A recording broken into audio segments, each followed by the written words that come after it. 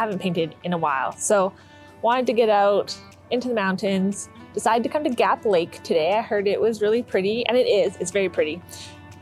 It's also a little noisy right beside the highway, and I think there's a train track. So you can see the train going through. So that's great. Yeah, so I'm gonna do some painting. I haven't painted in a while. So I have a feeling it might be a little rough, but looking forward to shaking out the cobwebs, I guess. I don't know. I wasn't entirely sure what to paint. There's a lot of cool stuff here. But I think I have settled on this view. So you kind of have the mountain in the background, and I really love trees. So I'm gonna try to put this tree in with like kind of the framing. We'll see how it goes. But yeah.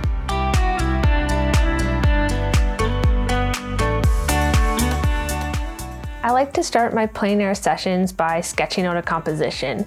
It doesn't have to be super detailed, it really shouldn't be detailed really, but it helps me focus and be intentional about what I want to say with the painting and what I want to actually capture or what I want to leave out. Sketching also gives me a moment to settle in between arriving on location and actually painting. Today I did it before setting up my easel because I wasn't sure yet where I wanted to be, but other times I'll sketch after I've set up. Either way, it's a great way to ease into painting, to quiet your mind and slip into the flow of the creative process. Once I had a sketch that I was happy with, it was time to set up my strata, pulling out my paint, setting up my tripod, pulling out my brushes, all the regular things that I need to do to paint. Plus, with the train rumbling by and later a canoe drifting across the lake, those little surprises are one of the best parts of painting outside.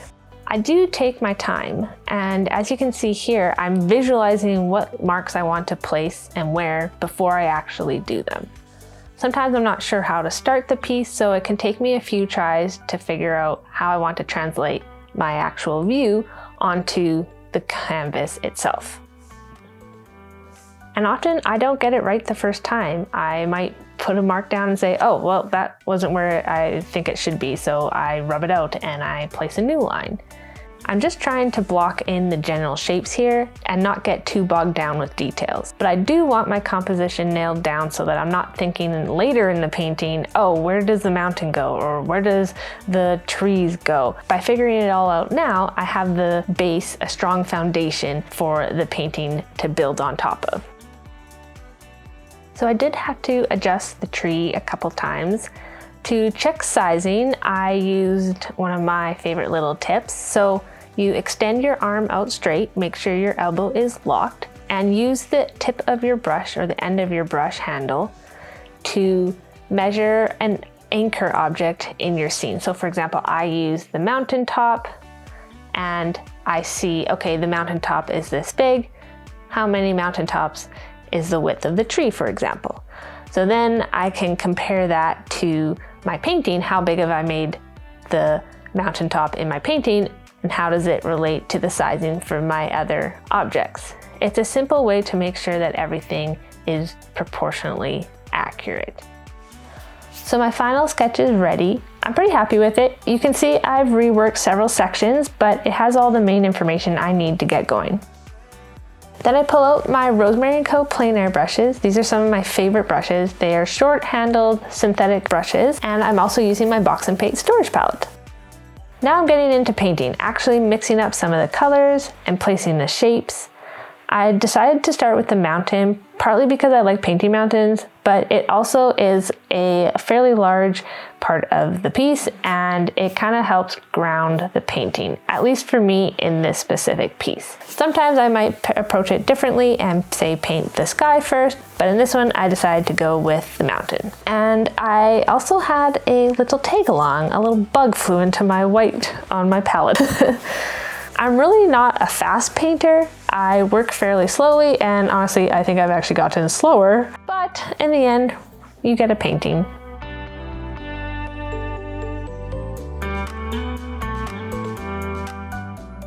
This is how it ended up at this point. I have the greens mixed in that are farther away from me. I'm going for slow, intentional marks.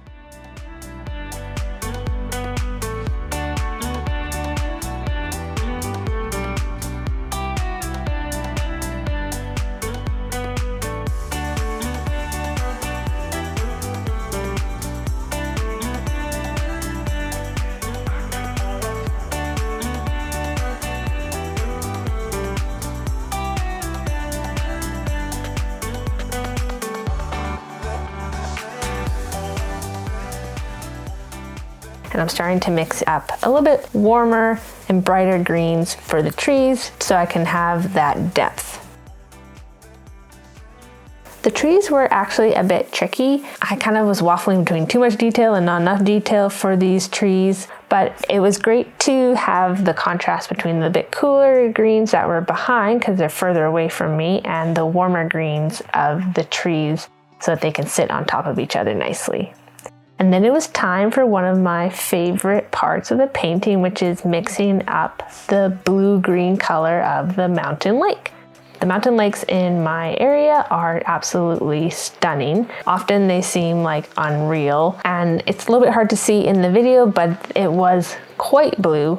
But I also like to punch up the colors a bit, not just for some contrast and color, but also to capture a mood of the painting as a whole. And in this case, because I went more purpley pink, which is obviously not what a mountain looks like in real life, but because I went for those kind of more punchy colors, I wanted something to contrast in the blues and the greens below in the lake.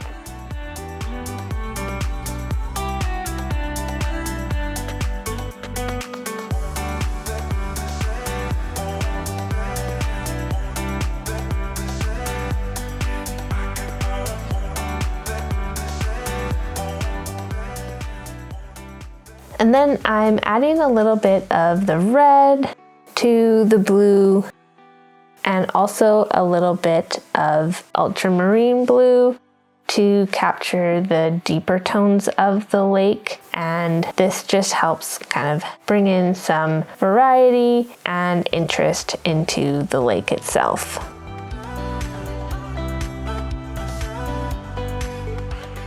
And I use these deeper tones near the shoreline to create the reflections from the trees. Those reflections in water makes a huge difference for creating a lifelike scene.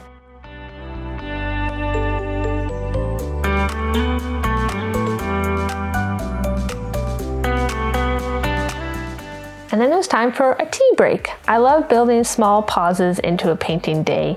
They act like a reset button, a chance to step back and look at the piece with fresh eyes. For me, that pause usually involves tea. Okay, so I'm almost done the painting. I still have the tree and the background sky, I guess, to do. Pretty happy with how it's coming along.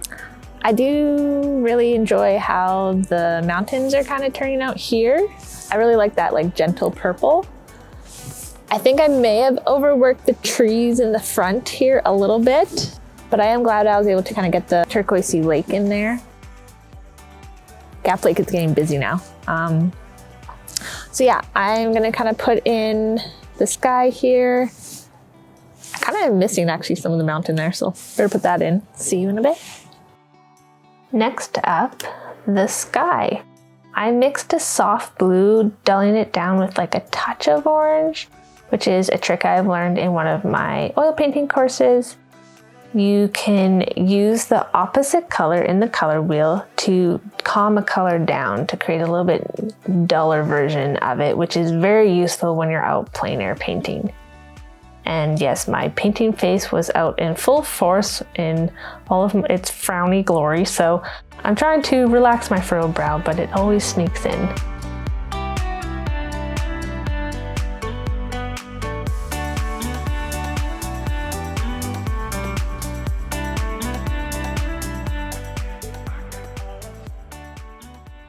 Now, clouds are tricky. I love them, but I don't always do them justice, in my opinion. So something I'm still working on. Since they weren't the focus here, I decided to go more loose and abstract, capturing the feel rather than a specific shape or form. And that I found helped a lot with this piece in particular. The clouds weren't the main focus, they needed to sit back anyway. So I just tried for movement over specific form.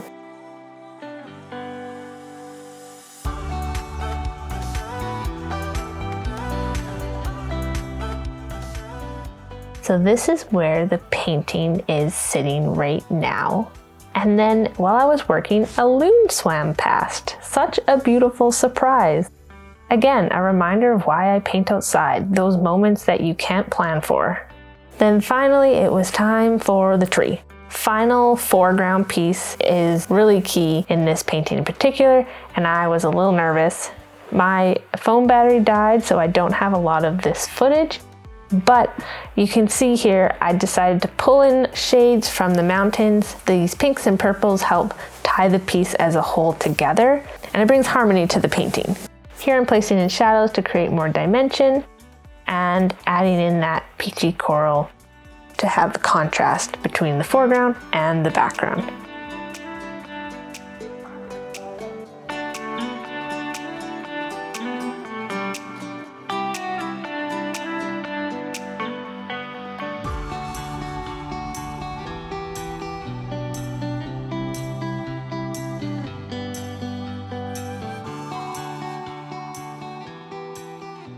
Now, this branch was challenging. I must have done this, I don't even know how many times. I would place it in and then change my mind, or it felt awkward, or I didn't like how it looked as a whole. So then I would go in and brush it out. And that's the beauty of oils, really. You can wipe out or paint over multiple times and keep going until it finally clicks. Like right here. I did not like how that twig was, so I brushed it out, tried again, and just kept going until the painting, and the tree itself in particular, felt resolved, yet not overworked. I really love mixing on my strata. These are the plexiglass inserts, and I know some people don't really like plexiglass, but I enjoy mine. I think they are lightweight and easy to mix on.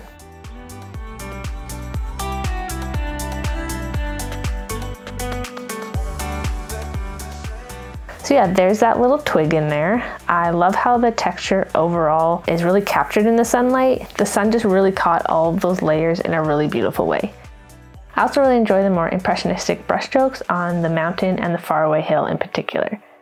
All in all, it was such a refreshing day to shake off the rust and paint outdoors again.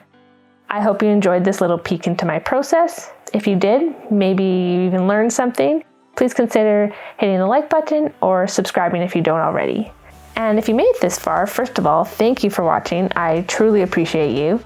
And as a fun little note, maybe tell me what your favorite bird is to see who made it this far in the video. Mine was definitely that loon that showed up while I was painting. So neat. So yeah, see you in my next Plein Air Painting Diaries video, and in the meantime, happy painting!